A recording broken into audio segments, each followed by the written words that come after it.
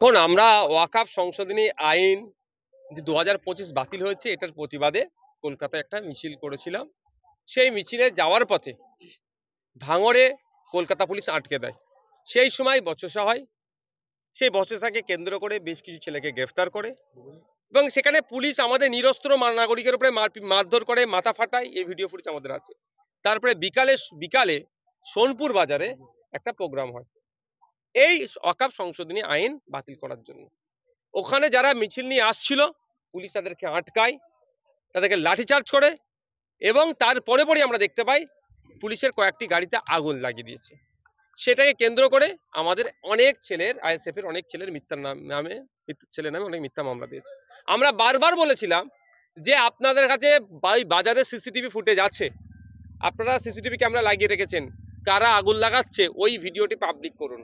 করতে পারেনি, আর আমরা চ্যালেঞ্জ করছি ওরা করবেও না, কারণ ওখানে তৃণমূল কংগ্রেস আর পুলিশের একটা অংশ ষড়যন্ত্র করে আগুন লাগিয়ে আইএসএফ এর নামে মিথ্যাচার করেছে। আমরা আইনি লড়াই লড়ে আমাদের ছেলেগুলোকে জামিন করেছি। কিছু খবর পাচ্ছি এখানে এসে যারা জামিন হয়েছে তাদের উপরে পুলিশ অনেকের উপর অত্যাচার করেছে। আমরা যতটুকু জানি পুলিশের এই ধরনের অত্যাচার করার কোনো রাইট নাই। আমি কথা বলবো প্রত্যেকের সাথে। আজকে চাঁদ মানে আগামীকাল ঈদ, পবিত্র মুসলিম সম্প্রদায়ের পবিত্র ঈদ আছে। কথা তাদের সাথে আগামী ঈদের পার হয়ে যায়, কথা বলবো এই বিষয়ে আইনি লড়াই আমরা করব। কিন্তু আজকেও একটা কথা বলি, আজকে আমরা এসেছি একটার আগে থেকে এসে অপেক্ষা করছে। স্বাভাবিকভাবে আমরা জানি গত পরশুদিন সবাইয়ের বেল পেয়েছে। গতকালকে যতটুকু আমরা খবর পেলাম, গতকালকে সবাই আপনার যেগুলো বেলের যে কন্ডিশন থাকে, যেগুলো যা থাকে সেই কাগজগুলো সব হয়ে যাওয়ার পরেও আজকে বেলা 1:12 থেকে পরিবারের লোকজন এবং আমরা অপেক্ষা করছি। দেখলাম কি হবে হবে হবে হবে করা হচ্ছে, করে ডিলে করতে করতে এখন 6:30টায় ছাড়া হয়েছে। তো ব্যাপারটা হচ্ছে এখানেও একটা রহস্য লুকিয়ে আছে, এটাও তদন্ত সাপেক্ষ। কেউ যদি মনে করেন নওশাদ সিদ্দিকীকে দীর্ঘক্ষণ এখানে বসিয়ে রেখে ওকে মানসিকভাবে দুর্বল করবে, এটা ভুল হচ্ছে। আমি তারটা দিচ্ছি, হতে পারে ভায়া এসপি অফিস এখানে এসেছে, ক্যানিং পূর্ব থেকে ভায়া এসপি হয়ে এখানে এসে হতে পারে সেটা, বা কলকাতা কালীঘাট থেকে এঘাট ওঘাট করতে করতে এখানে এসেছে, মেসেজ এসে পৌঁছেছে, বা জেলা থেকে মেসেজ এসে পৌঁছেছে যে ডিলে করানো হোক। আমি মনে করছি এটা ইচ্ছাকৃতভাবে ডিলে করানো হয়েছে। তো এই ডিলে করে আমার কিচ্ছু, তো আমি তাকে বলছি কিচ্ছু আমার লাভ হবে না, আমি এটা বলে দিচ্ছি। কারণ আমার এনার্জি যদি আজকে না ছাড়তো সারা রাত আমি এখানে বসে থাকতাম, পরিবারের লোকজন নিশ্চিতভাবে আমার সাথে থাকতো এবং আমিও থাকতাম এখানে বসে, কালকে এদেরকে নিয়ে ঈদের নামাজ পড়ে বাড়ি ফিরতাম।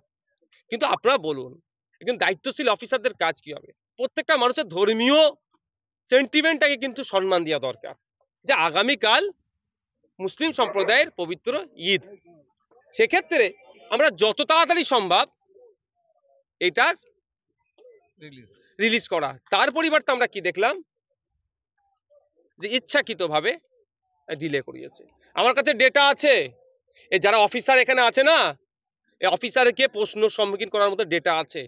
শুধু অফিসারদের মান সম্মানের জন্য সেই তথ্যগুলো দিইনি, এখানের মধ্যে কি হয় না হয় সে তথ্য আমার কাছে আছে। 10 তারিখে মুখ্যমন্ত্রী দেশে নিরাপত্তা নিয়ে কথা বলবেন, স্পিকার স্যার নিজে ওটাকে মানে রেজুলেশনটাকে নিজে তিনি পেশ করেছেন আমাদের আর্মিদের বীরত্ব নিয়ে এবং অ্যাটাক নিয়ে, অর্থাৎ দেশের নিরাপত্তা নিয়ে কথা হবে। মুখ্যমন্ত্রী বলবেন তার রাজ্যে জেলের মধ্যে কতটা নিরাপত্তা আছে, যদি আমি প্রশ্নগুলো তুলে দিই মুখ দেখাতে পারবে তো? তাই আমি অনুরোধ করবো এই মিডিয়ার মাধ্যমে অফিসারদেরকে, আমি সতর্ক করছি না, আমি অনুরোধ করছি আপনাদেরকে নিরপেক্ষতা বজায় রাখুন। কারণ এমন দুর্নীতি করেন আপনি, করেন আপনার জেলের মধ্যে হয়, যদি আমাদের মতো বিরোধীদেরকে ঘাটানোর চেষ্টা করেন সেগুলো কিন্তু বার করব, সেগুলোকে আপনারা কিন্তু উত্তর দিতে পারবেন না।